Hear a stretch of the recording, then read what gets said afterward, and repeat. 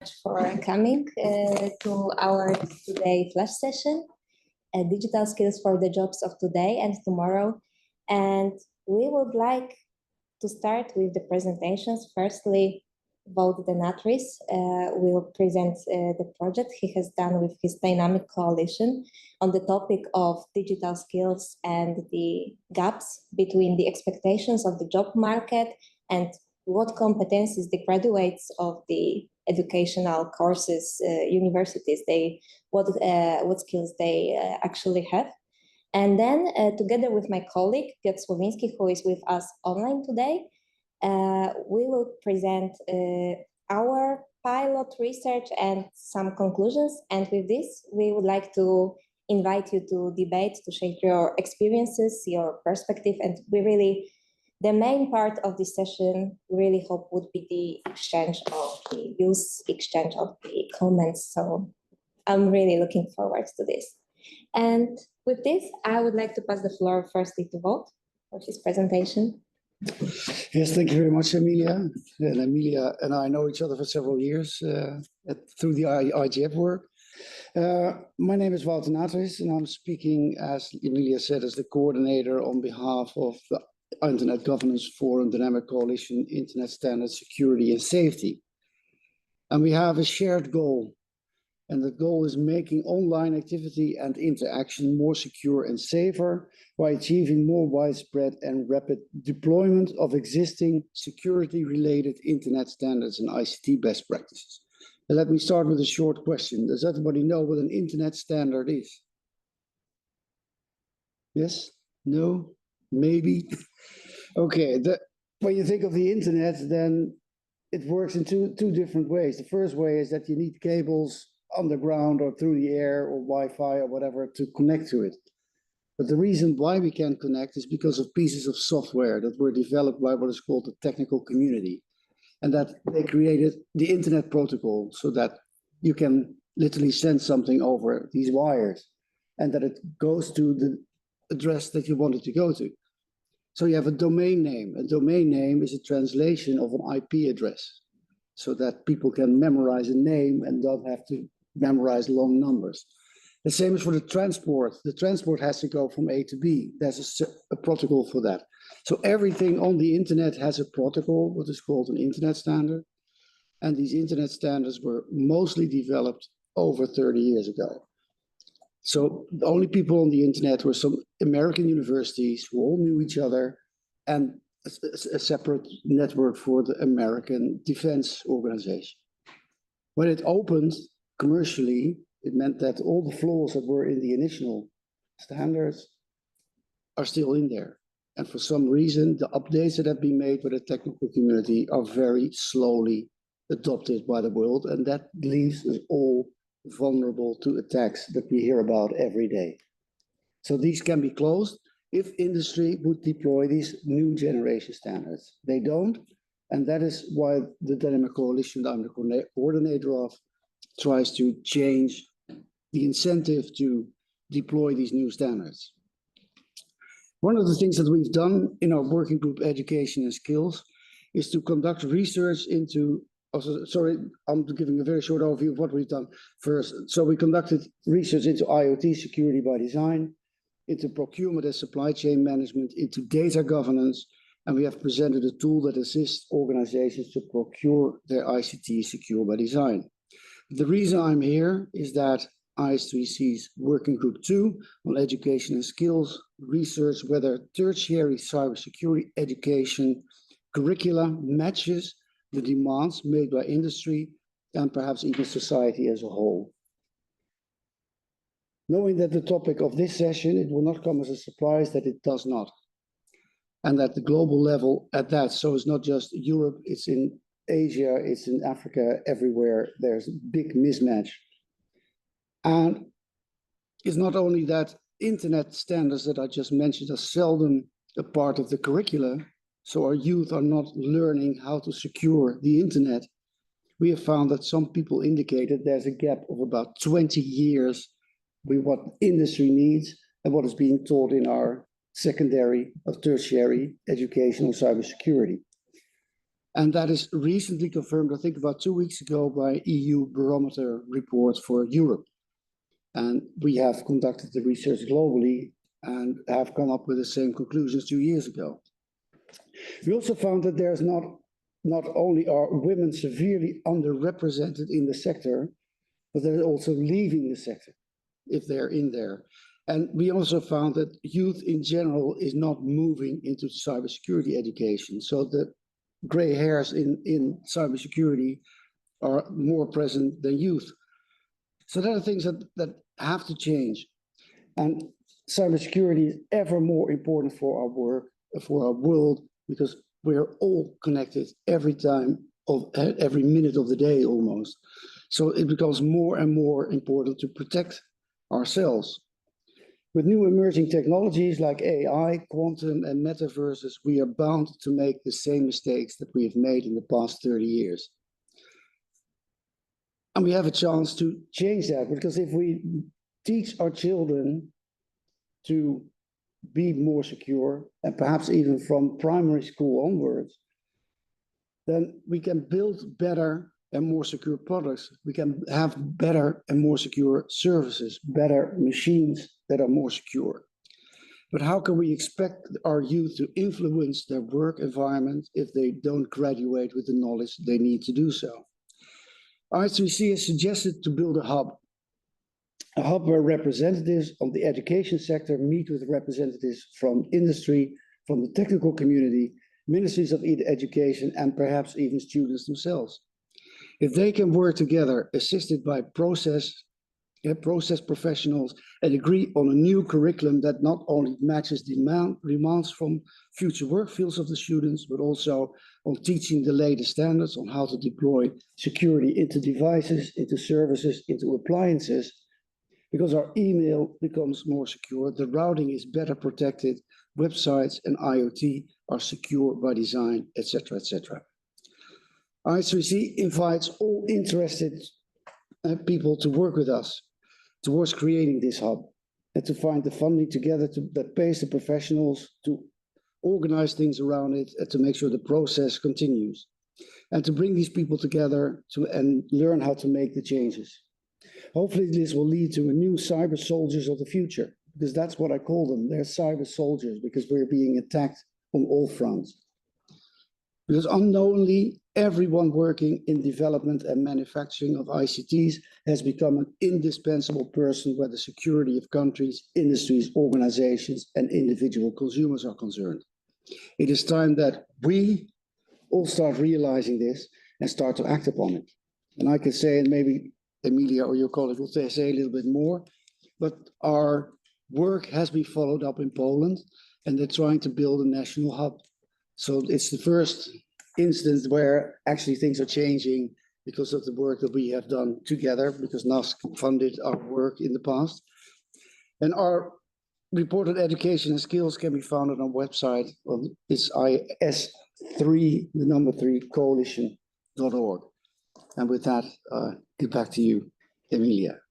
Thank you very much, both. Thank you very much for presenting your research and the very important results you got while doing this.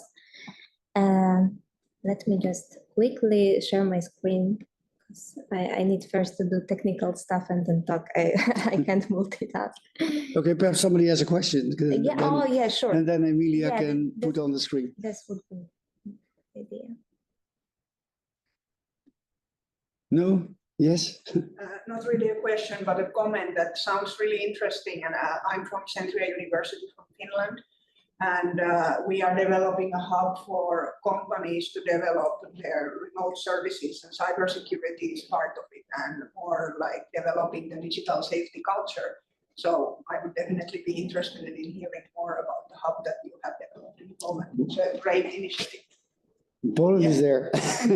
We're trying to do one on the global level, but we're in search for the funding to do so. So we're working on that part at this moment, and when it's there, we'll announce it on our website. So thank you. Yeah, Poland is here. Actually, the project is done by my other colleagues who couldn't be here with us today due to their travel arrangements. So I will together with my colleague Piotr, we will talk about a bit different project, but I think it is very in line with what you have just said, because it is also an idea of the project, much smaller one than yours, like the very small one that we would like to present and also gather ideas. And maybe it is a good start talking point, like how we can arrange these projects together, because I think they have similar objectives, just on a different scale. So together with my colleague Piotr, we would like to introduce you to the topic that it is the result of our last year and another project we have done last year. So maybe a quick story short, like why this topic? We wanted to share this. We wanted to start this with sharing some of our personal experiences as not very old professionals yet. I entered the job market myself 4 years ago. I am a lawyer. So when I was choosing my career paths, I didn't have much idea about working with technology, even though some of my family works in the industry. Still, it was something not very obvious for me that it can be a career path that could be chosen. Like in school, I liked literature, I liked biology, so I thought, okay, biology, I don't want to be a vet or a doctor, okay, so no. And literature, okay, I don't want to be a teacher, so something with humanities, okay, law, this is a good profession, yeah, you can get a job after graduating. But while being at the university, I found it is not so easy. Like the job market is really changing. There's a lot of lawyers. Like there are much more lawyers than jobs for lawyers, especially for the young ones. So the only way to actually try to find a good job to be outstanding is to try to find a niche. So I thought about career in technologies, but I was struggling because I had no idea, like, how can I start except doing some intellectual property stuff or some trademarks, which would be a very typical stuff for lawyers who who are interested in new technologies. And by accident, I discovered EuroDIG because I joined some program, and then the part of this program was attending EuroDIG, and I felt this is so interesting. Like people with different backgrounds from different disciplines, they come together and they talk about technology. Maybe this is something I am interested in. And I started to go into this not strictly lawyer career path, but more into those interdisciplinary areas. So how to combine knowledge from different fields that, for example, I can have some legal background, but I started to cooperate from people who had psychology background or IT background. So, and I found that this is something actually very interesting, like that you can combine these fields, and actually it might be something that can make me outstanding in the job market, but nobody told me at the university. Like if I just focused on my normal activities, I wouldn't do some extracurricular ones by myself, I wouldn't find out. So yeah, so that's why we started to think together with Piotr, who also would like to share his experiences, his path with you, like where is the problem that nobody tells about these different alternative, not traditional career paths during the education. So Piotr, if you would like to share your experience. Yes, of course. Can you hear me well? That's my first question. Yes, we can, Piotr. Yes. Thank you. Great. So my story is a little bit longer than Emilia's, I mean, in terms of my job experience on the market, and but I find it very very interesting that although our career paths are not very distant, our career path starts are not very distant from each other, but I have completely different path going to the place that I'm right now, because I haven't been able to engage in such activities as EuroDIG or any other international communities when I was a student. I chose the research and the road that led me to what I am doing right now, to the PhD research. So this path of research and of these academic activities, when I got interested in IoT cybersecurity, the cybercrime that's enabled by IoT devices, and this naturally developed my interest in new technologies. I have always been interested in digital forensics, in the forensic science as a whole. So this was like the natural path for me to choose, and I have pursued it until this day, and I am still doing that, which is great. And I have this experience. I have developed very early this feeling that our university curriculum is not tailored for such a path. If you're interested in new technologies, and it's not, as Emilia said, intellectual property, a kind of smart contracts, any in the faculty of law, it's not connected with another branches of the law, such as civil law, contract law, etc., etc. Then you have to work twice as hard to find your own path, find your own extracurricular activities, as Emilia said. So in my case, it was doing research, reading a lot of materials, reports, academic publications from different fields such as IT, and that was the road that I had to take. So it was my very early understanding that the university does not offer courses for people like me who are interested in very narrow paths, but the paths that were really rapidly developing at this time. So the cybersecurity, so the basics of machine learning. So this was this time, and how the our future world uh, will be affected by this type of cybersecurity areas, and new and emerging technologies influence. So this was also my thought, my exact thought when we talked about this with Emilia, on the basis of this activities that we started. That, well, we shouldn't be moaning about how it's bad, and just moan about that it's bad. Rather, we should do something constructive, meaningful, and maybe come up with idea to help our younger colleagues to not have the same insights as we had into academic curriculum, and maybe come up with some good idea that would interest people in going into cybersecurity, new technologies, emerging technologies areas, and starting their job careers there with a lot of in a lot of easier manner than we have to do that. So I and both me and Emilia, we had to work hard to inject ourselves into cybersecurity in the IT field as a lawyers, and we just hoped.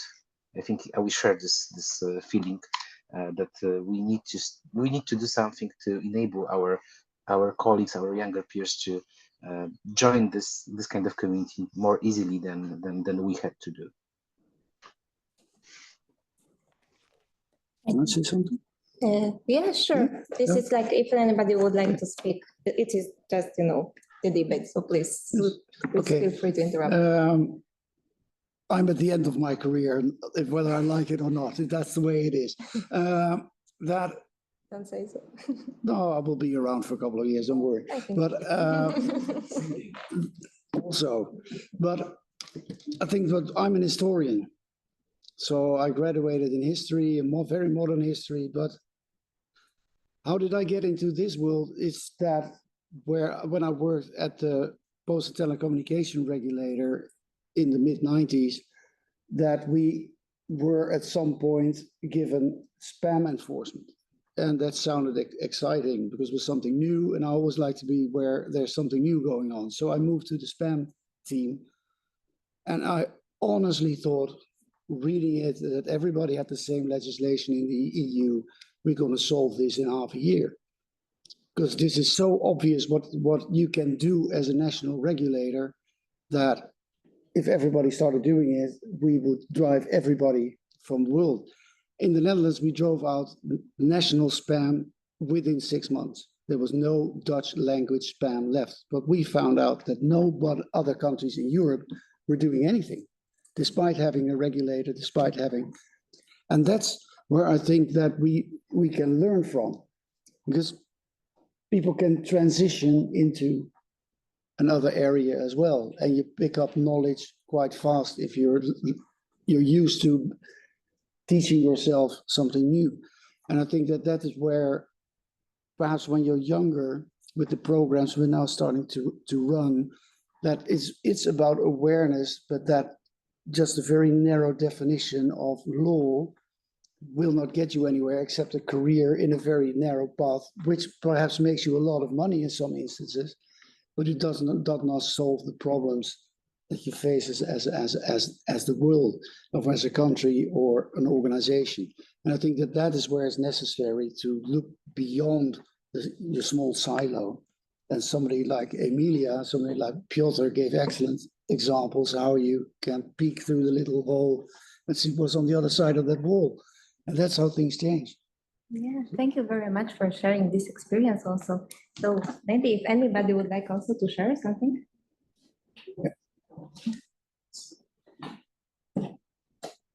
We know that there is a problem with the microphones, so Yeah, Please introduce yourself. maybe Okay. want to sit on no, this. that's okay. That's okay. I've tried this one on the other room already. It doesn't fall.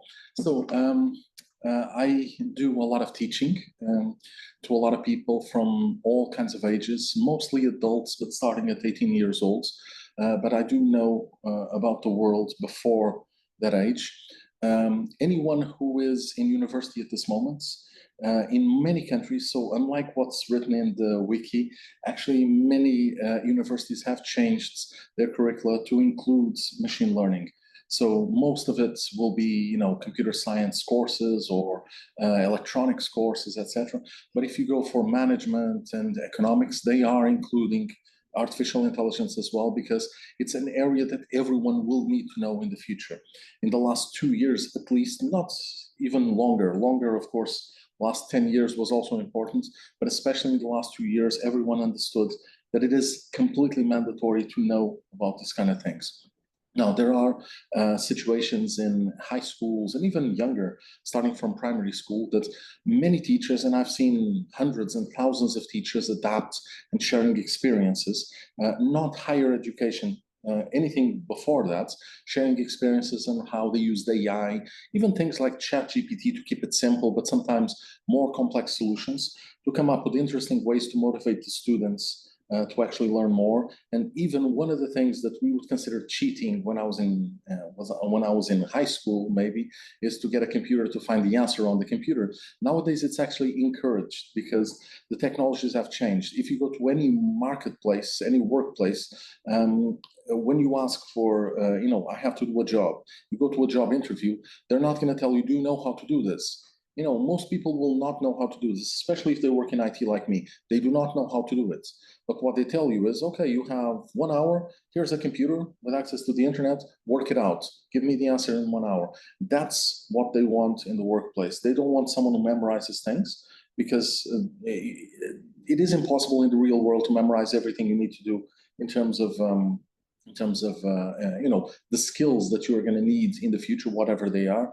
But you do need to look them up. You need to adapt to the ongoing changes, and looking up things online when you need to do a new project with a different thing is actually important. So what I think is, a few years ago, maybe 20 years ago, 30 years ago, the concept of learning was based on memorization.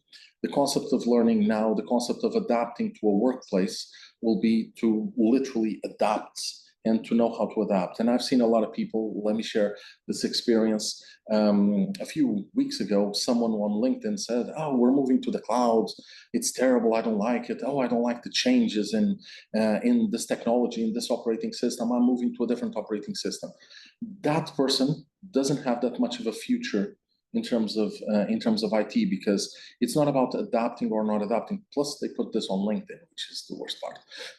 But the problem here is that things do change. Moving to the cloud is inevitable. You might not like an operating system, I'll give you that, but moving to the cloud is an inevitable thing. And if someone just says, oh, I don't like the cloud, even though it's been mainstream for 10 years, and if in 10 years you haven't adapted, what's going to happen next? So anyway, that's my view. Thank you very much. Okay. Thank you very much for sharing this perspective. It is actually quite optimistic to hear your experience also with teaching. I would like to ask, I would like also to comment on that later. Yeah, I would just like if anybody for that moment has also any comments, would like to share anything. If not, I will move on with the presentation, but thank you very much for bringing these points. I think we will have, I hope we'll have enough time for, to discuss this further. So I would like just to quickly go further with the presentation, just to show the objectives of us also choosing this topic. So what I'm showing is something that we are hearing quite constantly. I feel like only thing that changes are jobs that you are put. This is this screenshot is I put in the Google search bar, will AI, and you can see the results. So I remember a few years ago when I was studying law, every debate about AI was about, will AI replace lawyers? It was always, the answer was no, but it was this catchphrase that each lecture about new technologies was, will AI will replace lawyers?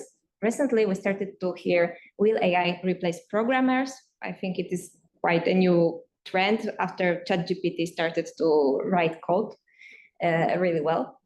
So this is also something I think a lot of young people hear during their studies, that AI will replace them, that their job won't be necessary anymore. There will be no human workers, or there will be jobs only for the chosen ones. And it is actually quite scary. Like, if you are at the beginning of your journey, you may believe it. Like, why not? Why AI wouldn't be able to replace me? So there's a lot of stress, I think, in young people, not only because of this narrative, but also, in general, world is in crisis. We've got wars, inflation, prices of real estate properties are extremely high, and also this technology, which is running in a pace which is absolutely unimaginable. So this makes being a young person who is looking just to start their career, they still don't really know what they would like to do. It may be very stressful. It was also very stressful for me.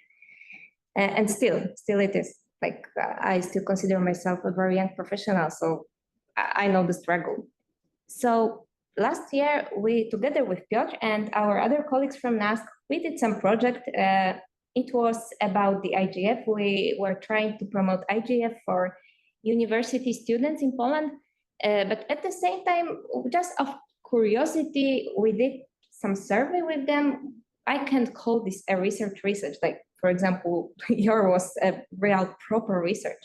And this one just more like a survey, but we've got 138 participants, and we asked students about different questions about how they perceive their job opportunities, their career opportunities. They were students of informatics, pedagogy, law, artes liberales, who were mostly not active on the job market yet. And we were interested if they, for example, would like to work in technological fields. So almost half would like to work in the field of AI. And almost 1/3 said that they would like to work in the field of cybersecurity. Also, 92% said that they think that AI may help making their life easier. We are very interested, like, what is their approach to the AI, if they are afraid, if they like it, if they have already used such tools. A lot of them said that they have never used AI tools, which is a bit funny because probably they did, but they just weren't really aware, because a lot of people used to think that AI is ChatGPT, and like it was introduced, for example, in Microsoft Office tools much before. So, but anyway, still 92% thinks that AI may be very helpful, but 43%, and I think it's quite a big number, thinks that AI may take their future jobs away, and 78% in general think that AI will replace some people in some professions in general. Piotr, if you could tell more about the results.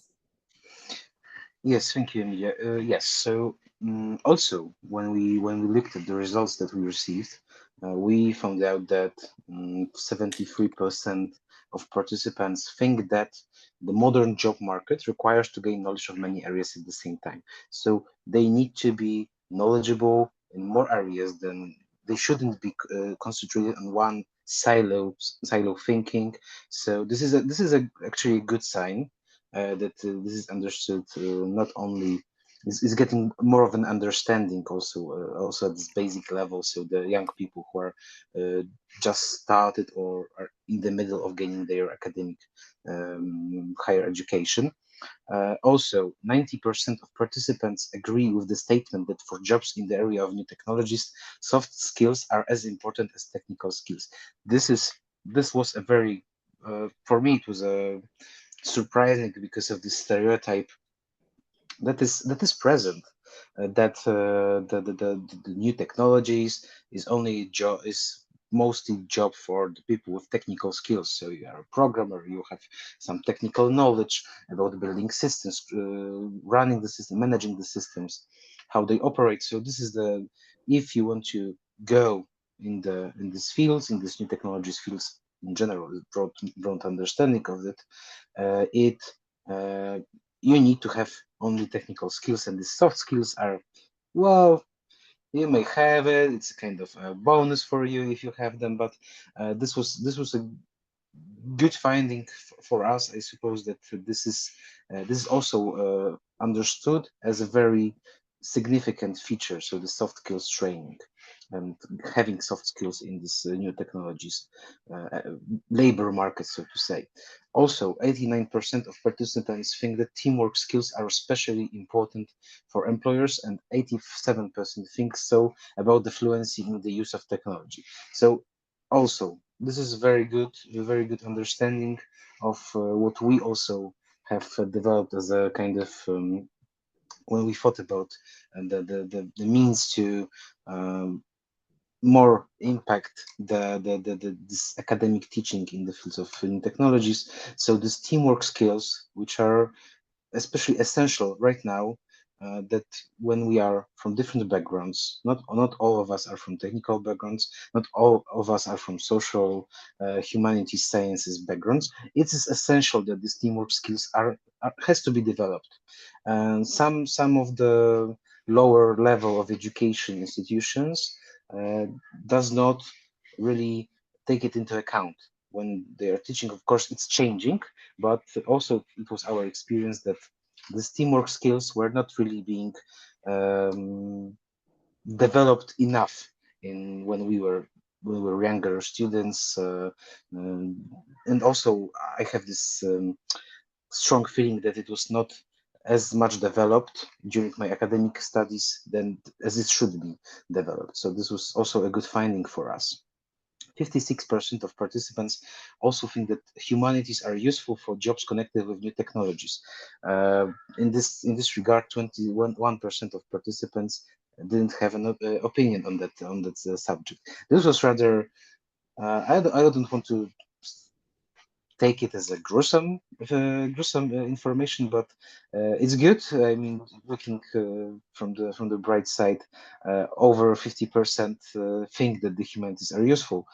So this is also connected with this and our understanding that soft skills are important, but we need to understand, and we strongly feel that these other fields, not technical, but humanities, social sciences, are very useful in cybersecurity, new technologies, AI, and they are going to be essential to well for the development, for the sustainable development of these areas. 60% of participants think that companies producing technological solutions should hire people with education in the humanities. So also, this is a kind of we are going on the same page here that 56%, 60% participants feel that the humanities have some role to play, social sciences have some role to play in the new technologies area. However, it's still, yes, more, it's a lot less than this understanding that the soft skills are important, are essential in new technologies area. So yeah, can you please, Emilia, change the slide? Yes. So we have this initial findings. I will talk about more of them later, a little bit later. So we thought, okay, so how can we address that issue? We have findings that show us that there is a need for better understanding this role of interdisciplinarity in cybersecurity, new technologies areas. So we come up with a project to address this issue, a project based on creating a course for university students. So now I'm going back to Emilia. I can make a very short comment. In our research, we interviewed the companies and universities. And from the company side, it exactly shows what you've shown, that what they call transversal skills in English, and that the soft skills that you're mentioning, that near over 60% of the companies said that were not enough people involved coming from humanities and that sort of thing, and ethics within companies. So you can see the students on your side answering the same thing that potential employers answer at the other thing. Then the question remains, why did they try to hire them if they think that it's missing in their company? But that's something that was not asked in the first round. Yeah, that's actually very interesting. I will try to do some speed run so we not run out of time and there still will be time for comments. So just telling about quickly about the project, like, so our objectives of having this would be to prepare a course, like 30 hours, 30 academic hours for students of non-technical faculties. We wanted to focus firstly because of our background, so it would be also easier for us to make this our target group. So to equip them with basic understanding of cybersecurity and AI. We chose these two topics also because of our contacts, our resources, like who we can approach to actually teach in this course. The second objective would be to equip with the ability to work in interdisciplinary teams. So to prepare some classes about how to talk with people from different fields, because sometimes it might be really a problem, like technical people speaking their jargon, lawyers speaking their jargon, scientists from, or not scientists, just psychologists, sociologists, they also have their jargon, and sometimes it is difficult to find a common ground for each other. They might not understand each other. So it is something important, I think, to start from the very beginning to learn how to talk with people from different disciplines. Also, understanding of policymaking processes, like we would like to share the knowledge about the IGF, EuroDIG, other multi-stakeholder forums that exist, because I think, especially in Poland, it is a very low understanding that policymaking is not only lawmaking, that it is actually the whole environment, the whole background around it. So that's what we would like to bring, also soft skills, and just to bring some people who specialize in trends on the job market so they can share with students like what are the disciplines of the future, just to inspire them, tell them what they might be interested in connection with their field. So yeah, so these are areas that we would like to cover. If you, Piotr, just very quickly, like super quickly, could tell about it. Yes, yes, of course. I'm going to join your speedrun in our slides that are left. So it was mentioned by Emilia in the beginning, but I wanted to add this third place of area of interest for the respondents. So just a quick mention: the participants were allowed to choose 3 areas. So that's why the general, summing up of the percents would be over, of course, 100%. But what really was the first place, is undisputed first place, was this artificial intelligence area, which is the most interesting for those people who would like to start or connect their future job careers with new technologies areas. So artificial intelligence, nearly 49%, nearly 30% cybersecurity, and over 20% data science. It was followed by machine learning, also topics connected with digital education and so on. Moreover, more than 84% of participants responded that they have not participated in any cybersecurity course organized at their academic institutions.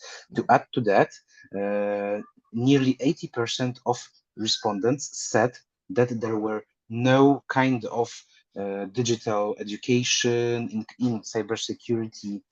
These courses on cybersecurity, there were no courses organized by their academic institutions, nearly 80%.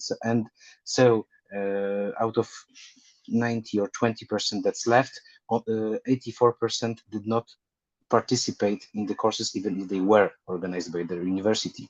What was more frightening, I mean, for me, it was also that over 78% of participants have not participated in any cybersecurity course at all.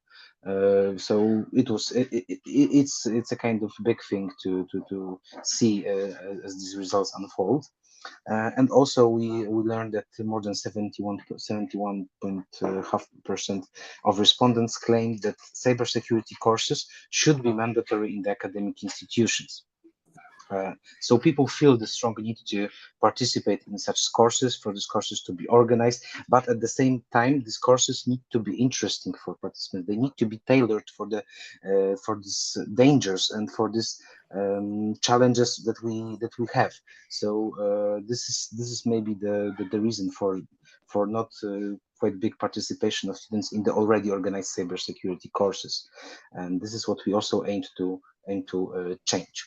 And just to take a quick look at what threats the participants encountered, it was also possible to choose more than one answer here. So the fake messages, spam, 411 scam or advanced fee scam, as it's also called.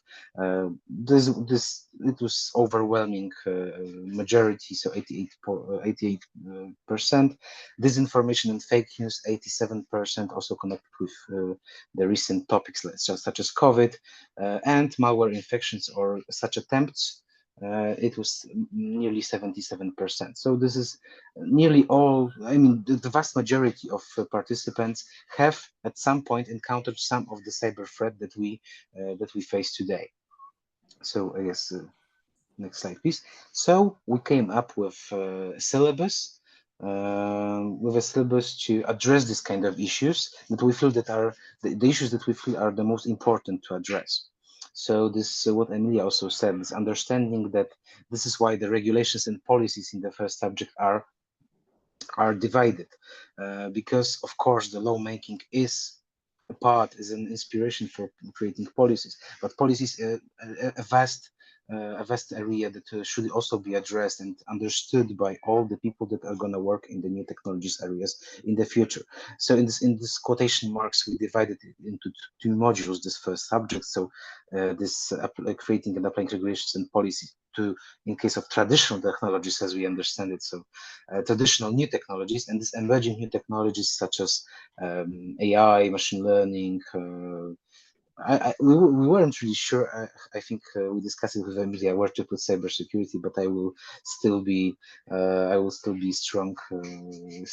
strongly advising it should be somewhere in the middle, but more of this emerging technologies still area. Cyber threats, as we feel this cyber threat, countering cyber threats and cyber hygiene is a very important issue, a very important topic, and it should be addressed. What also we observed in this survey. Psychological aspects of new technologies, which are also very important and sometimes overlooked. These new technologies in the labor market, just adding to what Emilia said, this is a great opportunity. This would be a great opportunity for young students to meet with the human resources and recruiters, personnel, just to know what they should be concentrated on. This, because at some level, this is also a kind of silos thinking that this HR and recruiters are in some kind of one silo and they do not interact with people who are potential high risk for the companies. Other things that we also think is very important. Digital education and cyber hygiene, as mentioned, protecting children and young people online. Very important issue that needs to be addressed, especially now in the face of the threats that we encounter. Interdisciplinarity in new technologies. This would be a very strong point in our course, and of course this presentation and networking soft skills that we feel, and I think the business, the private sector also feels that they are very important. So just a quick speed run. We are not able to fully talk about all of these subjects, but we of course it's our choice of subjects, and also basing on what Emilia said, what resources we have at our disposal right now, what specialists that we can hire, so to say, to help us conduct this kind of courses. Yeah, thank you very much, Piotr. Maybe if I could open the floor, because we are a bit out of time. So if anybody would have any quick comments, of course, I would be very happy. I think about if you could also stay a moment after the session, and Piotr also would be to reach online if you're interested. I just want to say congratulations for this great idea with this project, because looking at my past and my experience, I was studying ecology and environment science, and I never thought that I would be in this internet field. But my destiny brought me somehow by chance. I started to work for a registry. Then I was included to EuroDIG, and I just can say if I had such project in my university, it would help me very much, because it was very difficult for me to educate myself. And thanks to EuroDIG, I was participating in summer school in my town, and it was great help in it. But still, I think the students, I think Peter told that there's 80% who thought that they will not participate in such courses. I just would say them, you never know what to expect in the future. So if you have the chance to study something, do it now. It's a great idea. Yeah, thank you very much for sharing your experience. And yeah, there's another hand. If you can come Yeah, if down, you can come. there's a microphone here.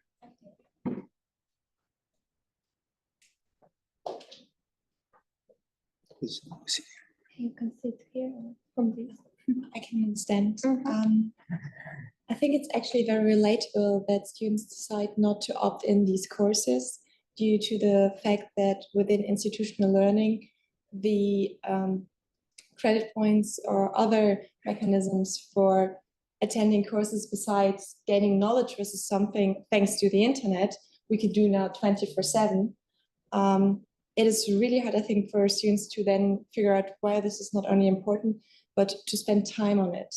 From an economic perspective, as a labor sociologist, obviously cybersecurity is a growing field and needs to be addressed more. But first of all, till the institution have picked up on that, that might be a bit slow. And in the end, my question there is also, how do we encourage outside of institutional learning? Because institutional learning also only grabs students to evolve in this field. In Germany, we have the right to educate ourselves while being in the job. We get special vacation days for that. This is something unions fought for in labor, in labor, trade labor fights and strikes. The question is that a model we need to expand in order to give people, no matter at what life stage they are in their job, the opportunity to educate themselves furthermore. Okay, thank you very much. Would you like to react first, or? Yeah, I think it is very important point you made, because definitely, here we talk about students, but in general, the society has to adapt to new technologies, because people who want, they will be left behind, and it is also not good, because even when we are talking about replacing people with AI, even if we could do so hypothetically, should we? Because, sometimes people bring really important value. So maybe we should rather help them adapt instead of replacing them with younger ones or with technology. So I think it is really important and also very difficult because actually no education model fits all. So for example, we are talking about students. So for Piotr and me, we also focused on this topic because he works with students, he's a PhD candidate. I was a student not so much time ago, like I finished my last studies 2 years ago. So it's easier for us because I think each age group, even each social group needs another approach. So maybe we would need more research on that, like how to adjust learning methods to different people. That would be my point. Yeah, but I think it is definitely another discussion, like we could have totally another session on that, but I think it's very, very important.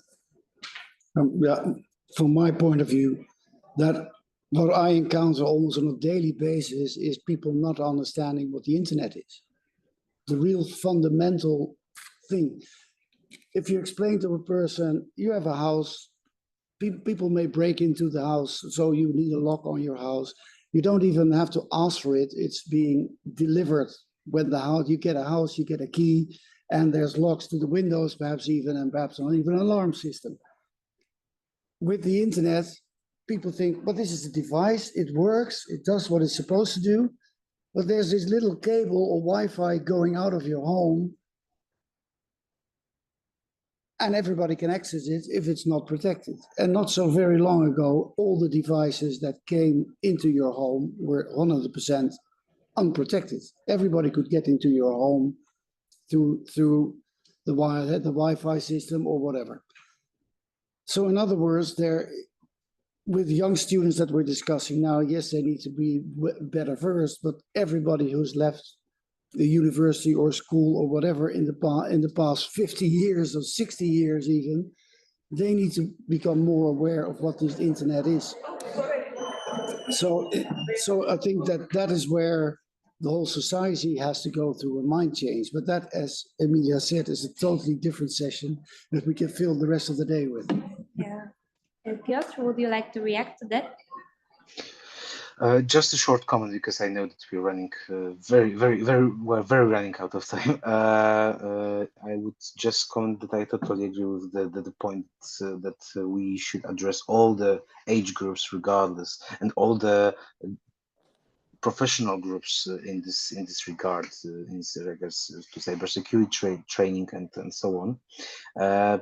And it's good to hear that in some countries there are highly developed models for that.